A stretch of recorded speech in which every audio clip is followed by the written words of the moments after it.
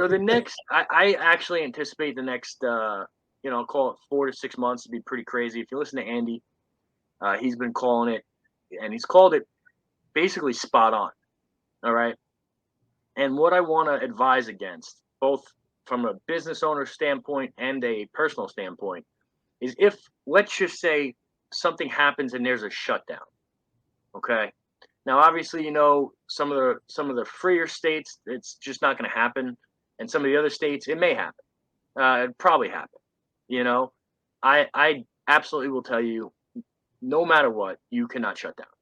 Okay. But let's You want, let's rewind that for a second. yeah. Why are they talking about a shutdown? For probably one of the dumbest things ever. Why? What is even the subject of this whole Well, shutdown? listen, there's a couple different things, right? So Andy thinks it could be some environmental disaster. Because it's Okay. too hot. And yeah, and he's been calling it. I mean, he said it on the podcast the other day, right? I don't want to parrot that, Right. but it could be true, right? He's been spot on. The other reason, the other thing it could be is like, if you look at what's going on in China right now, China's not letting people withdraw their money from banks. They're saying it's quote unquote an investment. They have tanks surrounding banks. All right, you don't believe me? Look it up. It's happening because there's another wave of some type of flu, let's just say, that's going around. And the bottom line is, guys, if businesses shut down again, let's say 2 times in 2 years or 3 years, whatever it is, the businesses will not survive. Right? Probably 40% of businesses didn't survive the first one. Our country, cannot lose. Okay, another round of shutdowns and closures. And then here's the other thing that'll happen. Right now we have the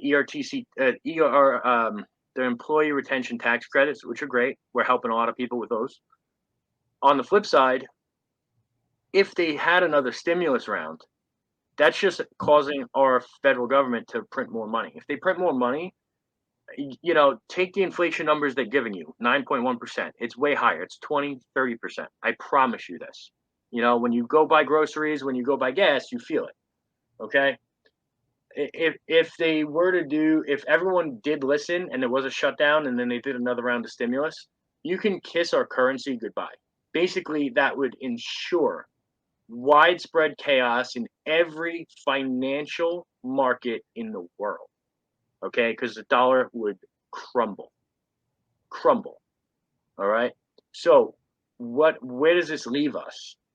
If it does happen, and I pray that it doesn't, okay, you operate your business as normal. You go about your life as normal. And if your employer does fold and shut down, I would be looking for another job the next day.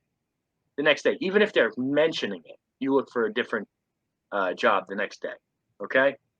Because you cannot shut down. You cannot stop and pause your life again if it were to happen. You won't make it. The businesses won't make it. The country won't make it. It's just bottom line. It would be clear and utter chaos and panic. All right. So and here's the other part of this, guys. If you are in law enforcement, right, you cannot enforce that. You can't. Like, you got to take a stand there. That's the line. Okay, that is the absolute line. Because if everyone holds that line, there's zero that can happen. Zero that they can do to you. All right, that's important. And I'm going over worst case scenario, but I want you guys to be prepared.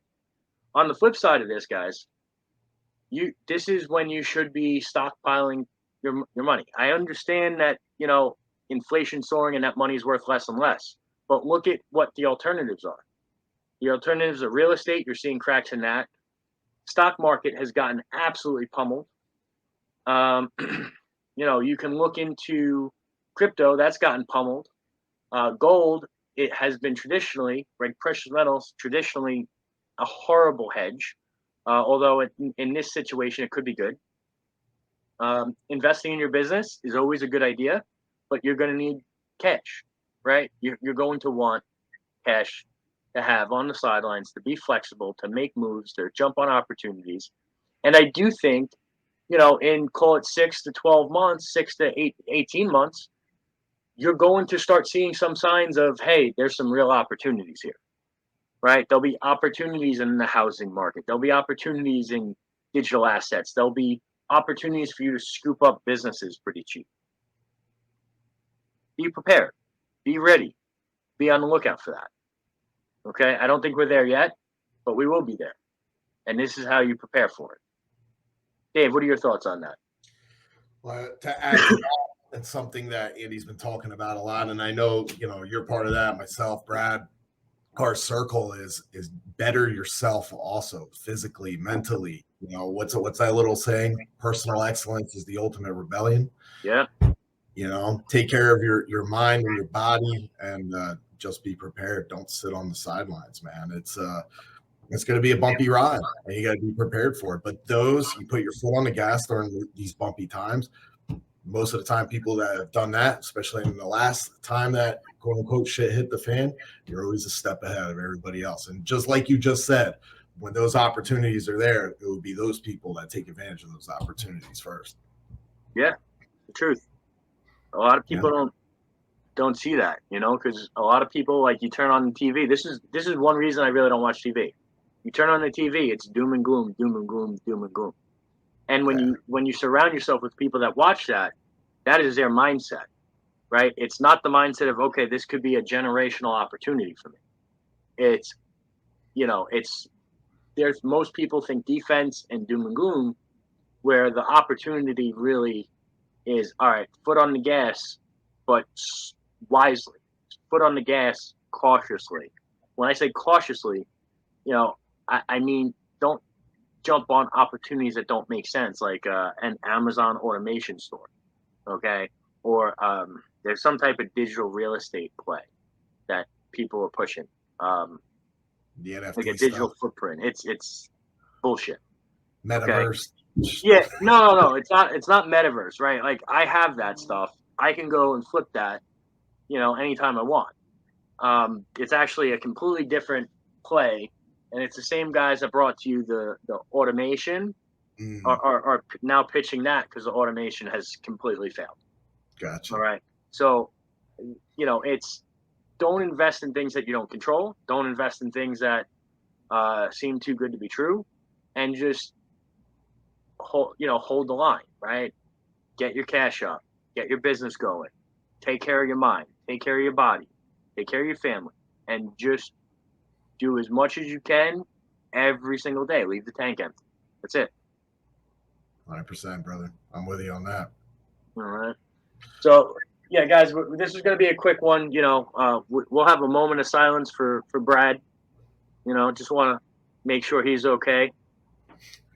Can't wait for him to see this later. Okay, silence is over. There yep. All right. Appreciate it, Brad. Make a speedy recovery, buddy. We'll send you one of those donuts to sit on. Financial funny ass Friday. There we go. Take care.